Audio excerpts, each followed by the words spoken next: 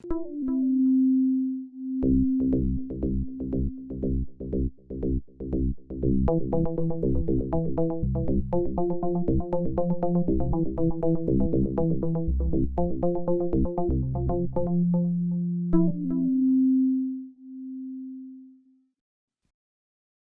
breath. Appreciate you looking out for a young gun here. Yes, sir. Yes, sir. I got you a water if you need to. Okay. Oh, you on a whole nother level. I got you. I'm not quite on the level you've been at, but we're out here trying, you know. I appreciate you taking the time. We're chilling here at Uptown post game, where you pack it out every time. When we worked together, you sold out like every show, and then yes, sir. All these were packed out. Like, what is your connection to Atlanta, man? Well, you know, it's not really a connection. I just have been coming here so long. It just feels like family. Mm-hmm. And it's like pretty much the gospel. I just come to really keep it 100 with the people and to go around the country for like a year, because I only come around for like twice a year. And when I get here, I teach what I've learned, just to put people up on game, motivate them. And if I could just reach one person out of the whole weekend to change their life, that's important to me. What was your first time performing in? You've been doing comedy over 30 years. What was your first time performing in Atlanta? I came here in 1988 with a group called NWA. Oh, okay. Yeah, so that was my first time coming here. I had an incredible time. I guess that was before you got banned from the tour. No, I was on. Yeah, it was before I got banned. Yeah, we had just started, but they only banned me in 4 cities, and they let me back on the tour. Oh, okay. Yeah, it was only 4 cities. It was really the Midwest. You just too raw for them? Yeah, they thought I was trying to cite a riot. With what you were saying? Yeah, because there was a movie at that time that came out called Mississippi Burning, and I talked about it on stage, and boom, that was the rest is history. Well, where did you actually start? What was the actual? I started out in Los Angeles, California, at the Comedy Act, not the Comedy Act Theater, the Comedy Store, you know, and like how you guys have the comedy clubs now. I was doing that back in the day. Yeah, Me and Robin Harris. So, you know, I go way back to the Robin Harris days. And the Comedy Act Theater, that was like, I mean, that was everybody, right? Wasn't it like Eddie Murphy? Yeah, everybody came through there. Robin Harris, Sinbad, the Wayans family, Keenan, the whole shebang. What was Jamie that like? Foxx. Well, we didn't know what it was going to become, so you didn't know what it was like. It was just, it happened, you know what I mean? Yeah, it was like wild. We didn't know all this was going to happen for all of us. And wasn't that created because like a lot of black comics weren't getting put up in the other clubs, so they kind of created their own lane? Right, that's exactly what it was. So why do you think comedy is so segregated like that? Because it still is. It's just the way life is. You know, just like you have Bentleys and Cadillacs and Porsches. Everybody got their own lane of what they like, and it's the same thing with comedy. It's you could pick who you like and who you don't like, and rock it from there.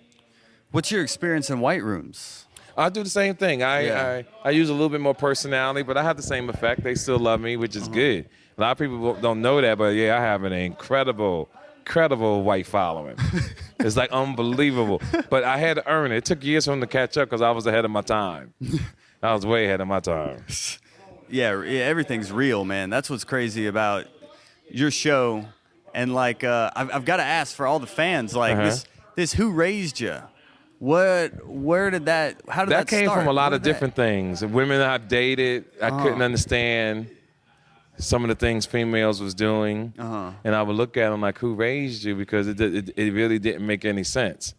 And when you see that, it was just fascinating. So I just started saying it. I was saying it to myself before I actually said it on stage. Oh, okay. And I think it took me like 2 years to actually say it on stage. Wow. It wasn't something like that I was going to use. And then one day, boom, it just happened. Well, definitely developing jokes is something that takes a long time, and getting good at comedy takes a long time. And what is amazing about your command of the room is insane. Like you can take them up, but then you can take them down and just be manipulating them the whole time. Right, and they still pay attention. They pay attention to everything. Everything. And they lean in. Right.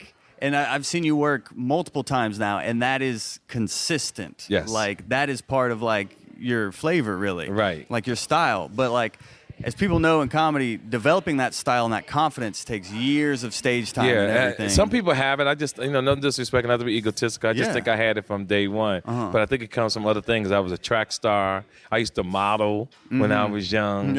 I think all those things helped to build confidence. What kind of model were you? I used to model clothes. You clothes? Yeah, I Okay, did it all. I I used to model clothes. I sure did. I sure did. Fashion shows, all that kind of stuff. So you've always been a performer? Yes, ever since I was young. Yeah. Yes. Is that why you went to a performance arts high school? No, I didn't go to performance arts high school. I just went to Snyder High School, and then I went to college, and then from I went to this thing called the Groundlings. Everybody, the Jim Belushis and all of them did. Right. And I was there for a while, and they What? actually said that I had phenomenal talent. So the rest is history. You did like sketches and stuff at Growlings or improv? Yeah, or? I did like little sketches. Yeah, I like that. Wow, I like this stuff. Man. Oh, okay. I looked up your high school and it said it was performance arts, but maybe that's after you left. Okay. But you also have a master's in speech communications. as well. Yes, I got that at Cal State Northridge in California. So this is all. I mean, it comes off like you're this dude, and I mean, you do have a background that is, you got a record, you got a rap sheet, and all this. But like, there's some technique going on behind. It's not just all like coming out. Like this is all well developed. Yes, I could totally. Yeah, it's mastermind. Yeah. What's amazing about your career as well is, like you have had these quote hiccups maybe, and people can hear other interviews with you talking about stealing Charlie Murphy's watch and stuff with like P. Diddy and Suge Knight and all that. But like, why do you think you've been able to sustain a career even with these kind of like roadblocks? Well, to deal with the Puffies and the Sugs, it really didn't have nothing on the career. It's just because I think all of us in entertainment, they think that it did have something to do with it. Like the type of people that will block you or ban you or something like that. Right. That never happened. It was never even like that. And some of these things happened over 30 years ago, so I find it fascinating that people still remember. But the reason why people still talk about it, because my stand-up has always been so good. And when you're good, and when you're really good, people have to have something to attach with your journey. So since they have that attached to my journey, that's what's spoke about the most. So I'm really excited that I was able to go on the Breakfast Club earlier this year and really put it out there because it was set off around the world. So it was cool. You got to get paid? No, we're good. We keep going. Oh, I'm sorry, man. Yeah, so other stuff you talked about on there is just you not only comedy, but like you've really been doing comedy over 30 years, and you've really broken down a couple of barriers for people. I mean, you opened up for a lot of musicians as Yes, that well, was my man. thing. Because before, even though I was a great stand-up, I still wasn't doing all the comedy rooms because, one, I didn't have an agent. I'm pretty much my own person, because I always had a philosophy that I didn't want to ever call somebody to ask them, well, did I have work, or to be blowing them up to know when I'm gonna eat next. So I have to know when I'm gonna eat, when I'm gonna get my money. I have to be in control of that. I can't sit around and wait for somebody to book me. How many weeks are you on the road, man? Like, I'm on the road. I'm on the road every week. every week. you're hitting Yeah, I something. travel. Yeah, it's getting every year gets better and better. Like it's coming up now that I'm gonna be in a different city almost every day in October. Wow. Yeah, hit the city, go to sleep, and get back up the next night and fly to another city. It's gonna be beautiful. It's gonna be rough, but I work out. I try to get my rest, and as long as I get my rest, I'm cool. And all these shows are being booked by you. You don't Yeah, have I an book them agent? myself. No, I don't have an agent. I do it myself. So what is your kind of? I mean, what is kind of your like? You have a stage technique. What is your technique on getting booked and stuff? Do you reach out to these people, or like they reach It's a out little to bit you? of everything. I reach out. People reach out to me. And then we negotiate, and I tell them what I want and what I don't want, and the rest is history. Yeah. Everybody can't do that, so That's what's amazing about it, Yes. man. Is like your business sense is amazing, and that's something I need to work on heavily. Is like my business sense, because like I've been focusing on stage, let's get good, and now it's like, especially even when it just comes to talking money, like I get all nervous and I'm like, whoa. Oh no, you whatever, just got to know what you're worth. You got to have that attitude, and you got to be flexible with negotiation. So you hit somebody with a number. First, you ask them how big is the room. Okay. Then you got to know if you really can pull that many people. Then it's based on if you're the opening act, the middle act, or the headliner, and every position has a fee. So if you're an opening act, it's a certain price. If you're a middle act, it's a certain price. And if you're a headliner, you want to know how many chairs is in the room, and you do the math. And then I always try to be fair with the promoter. So if it's a 1,000-seater, 2,000-seater, you do what the math is. You tell them what you want. But what happens over the last 15 years, a lot of youngsters will tell a promoter all in. That means they'll give you a certain fee, and you get your own hotel and you get your own air. I don't do that. Okay. You got to pay for my air and my hotel plus my salary. Okay. You know, because I'm good, I'm worth it, and that's just the way it's going down. So what is that math on like 1,000-seater? Like, what do you mean? Like, you take into account the food and drink, the cover charge? No, just What's the math? Just the theater. You find out how much you do the math. You know, you get your calculator. You ask how much the door price is going to be. Okay. Then you do the math and you see what's there, and you know instantly what you should get out of that. If it's 18, 20,000, you know, maybe you want 5,000 that plus air and hotel. You just got to know it, you know? You just got to know it. And I always tell people all money is good money. Sometimes I'll do a show for $1,000, you know, depending on where it's at, as long as they take care of air and hotel. But you know, I could do a lot with $1,000, so I'm not afraid of money. You know, I go get it. Whether it's 1,000 or 20,000, I go get it. You mentioned young people not being able to negotiate very well and like just going all in on just not getting their air and like room and board all taken care of. What are some other mistakes you think younger cats are making in the game? That's what I think. I would say that's pretty much it. You know, a promoter should never tell you all in. It should be, this is going to be my salary, and then you still pay for my air and hotel. It's no other way around it. How do you feel about the new wave of more, I guess, like online comics and things like that? I think it's fascinating to get a following like that, but some of these people get the following, but they don't have the talent to deliver on stage, because that's why they call it show business. Some people got to sell the sizzle and the steak. So some people just sell the sizzle, but they don't have the steak. You know, you got to have it both. So you supportive of it? You think it's good for comedy, or? I don't know if it's good. You just got to really follow the wave. You know, whatever you thought entertainment was 30 years ago, throw that out the window, because it still applies to certain things, but it's really changed from Snapchat to Instagram. You know, people get all these followers, and they think if they got 1 million followers, they're really a celebrity, but that doesn't really calculate to your fans coming out. You know, so it doesn't. Well, you've seen the game evolve over decades. I mean, how has it changed, would you say, since you started? Well, it's just really the Instagram thing and people doing a lot more skits and videos. And some people do videos and skits but think because they did that makes them famous because their video went viral. Your video just went viral. It doesn't mean 1 million people are coming to your show. It doesn't mean even 5,000 people are coming to your show. Now, that's what I mean. It doesn't get, but some people will use that as a negotiating skill. I can't hate on it if you fall for it, but it doesn't just make any sense. How have the audiences changed over the years? It's still the same. I think funny is funny. You know, you funny, and that's it. You know, I've been around a long time, so the people who are laughing at my stuff now, I probably used to have sex with their mothers back in the day. Now their kids is out here, and I'm fucking them too. You know, you just never know. It's funny.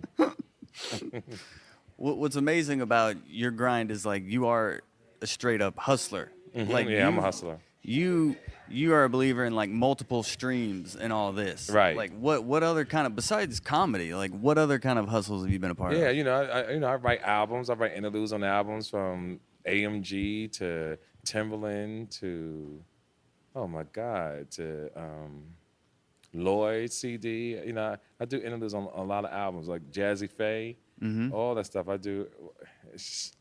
I just try to do it. What are interludes exactly? Interludes is like when a song is playing, then the next song comes in, they have the comedy skit in between, then you go to the next song. Yeah, I do that too. Oh man. Yeah, I got a podcast, so all that stuff. Oh, what's that called? Podcast. It's called just TK Kirkland. Okay. Yeah. Okay, but that's what you're doing now. But like past ones, I mean, you actually used to own clubs, right? At one time. Well, I never really owned it. I just, I owned a couple of liquor bottles, vodka and all that kind of stuff. And gasoline companies and What? stuff like that. Yeah, selling gas to the companies. You know, I try to keep some things low key. You know. Cement, is that another one? Yeah, cement, little oil, dibbling, dabbling, that type of stuff. But you know, I just have met some phenomenal people in my lifetime. You just said dibble and dabbling in oil, like that's like a common thing. Like that, Yeah, it's got to be high stakes there. I do stuff in Amsterdam and all that kind of stuff, and you know, Rotterdam, Africa, Dubai. Gosh. Yeah. How do you even get involved in that? Just touring Just being around? at the right place at the right time. Yeah. Meeting different people. Just knowing how to talk to people. Yeah, just pretty much know how to talk to people. Using that master's degree in speech Yes, sir. communication.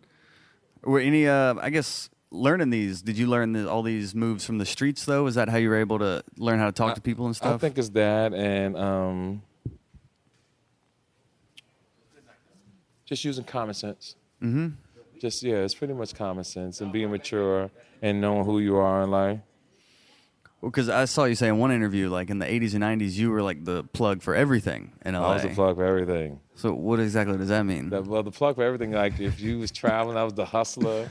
You know, airline tickets and all that kind of stuff. Could you excuse us for a second? That bothers me. Somebody's behind my back. Yeah, I can't do all that. That's scary. I can't do that. This is T to the motherfucker. Yeah, that's my man. Yeah, you know, people standing behind. That's some nervous shit to me.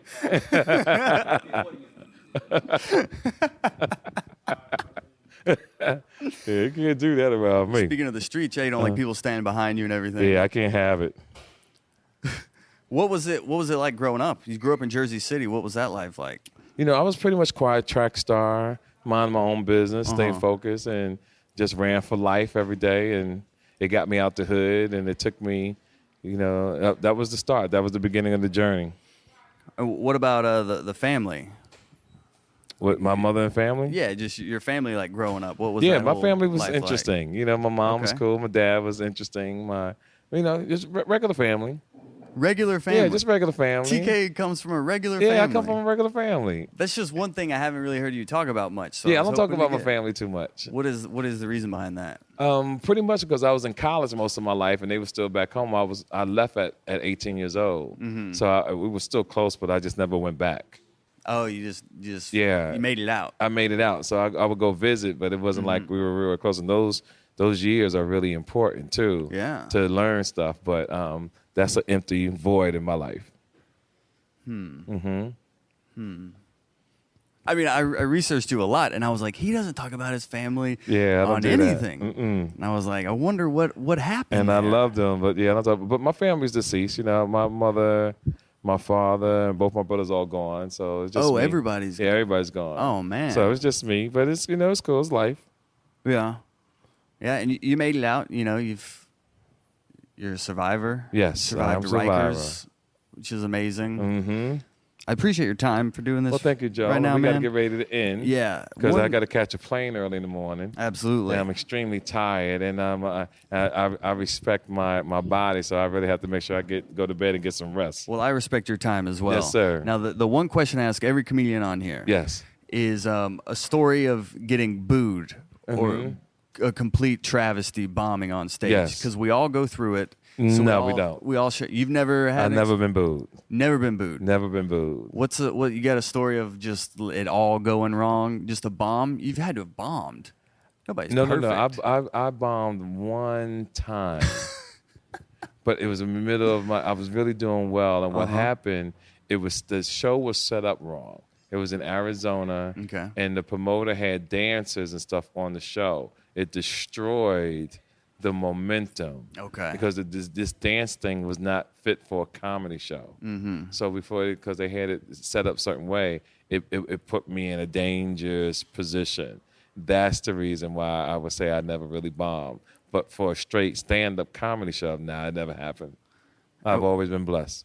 So people just didn't laugh? Did people leave? No, I actually got booed. Oh, you did get booed? Yeah, I actually got Okay, booed. you got booed. I got booed TK because got it was booed. set up that Right, it was set right. up. So the reason why I don't talk about that because it wasn't a real comedy show where it was Right. one comedian after another comedian after another comedian.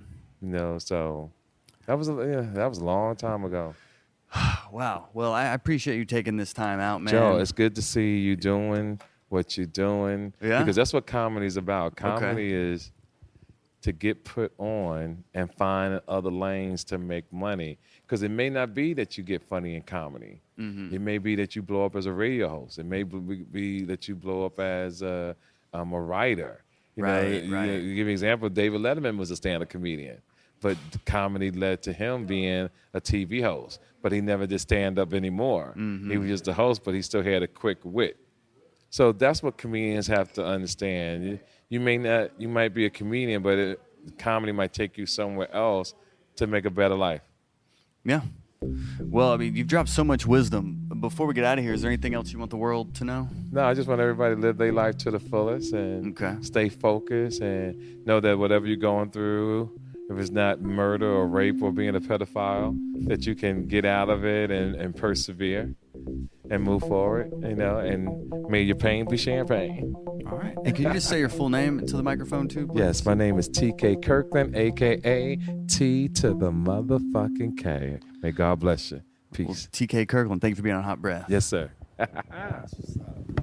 It's a pleasure, my man. You're good at this, show. Oh, I appreciate it, man. Yes.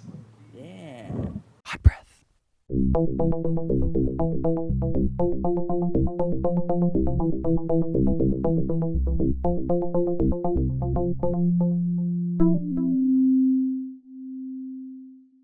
Hot Breath.